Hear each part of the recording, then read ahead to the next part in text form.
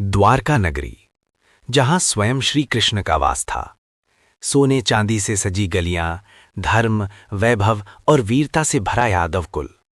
लेकिन समय के साथ उसी वैभव के साथ अहंकार भी जन्म लेने लगा। यादव कुल के युवा अपने बल, अस्त्र और शक्ति पर अत्यधिक गर्व करने लगे। उन्हें लगता था, हम कृष्ण के वंशज हैं, हमारा कोई कुछ नहीं बिगाड़ सकता। एक दिन कुछ यादव युवक ऋषियों का उपहास करने लगे। उन्होंने सांब को स्त्री का वेश पहनाया और ऋषियों से पूछा, हे मुनिवर, बताइए इससे क्या जन्म लेगा। ऋषि अपमान समझ गए। क्रोध में उन्होंने कहा, इससे एक ऐसा मूसल जन्म लेगा जो पूरे यादव कुल का नाश करेगा।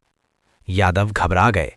जब मूसल उत्पन्न हुआ तो उन्होंने उसे पीसकर समुद्र में फेंक दिया। लेकिन विधि का विधान टल नहीं सकता। मूसल का चूर्ण समुद्र किनारे उग आई तीक्ष्ण घास में बदल गया। समय बीतता गया। श्री कृष्ण जानते थे यादव कुल का अंत अब समीप है। उन्होंने किसी को रोका नहीं, क्योंकि ये भी लीला का ही एक भाग था। एक दिन प्रभास क्षेत्र में यादवों के बीच मदिरापान हुआ। नशे में विवाद बढ़ा। विवाद युद्ध में बदल गया। जिस घास को उन्होंने तुच्छ समझा था, वही मूसल बनकर हाथों में आ गई।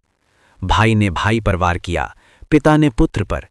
क्षण भर में पूरा यादव कुल स्वयं ही नष्ट होने लगा। धरती कांप उठी, आकाश रो पड़ा।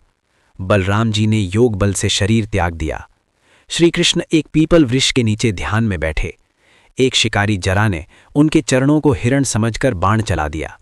ये भी पूर्व जन्म का विधान था। बाण लगते ही श्री कृष्ण मुस्कुराए।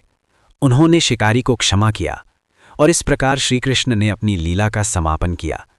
द्वारका समुद्र में समा गई। वैभव मिट गया, नाम रह गया। कथा का संदेश। यादव कुल का अंत ये सिखाता है कि अहंकार चाहे देववंश का ही क्यों ना हो, विनाश लाता है।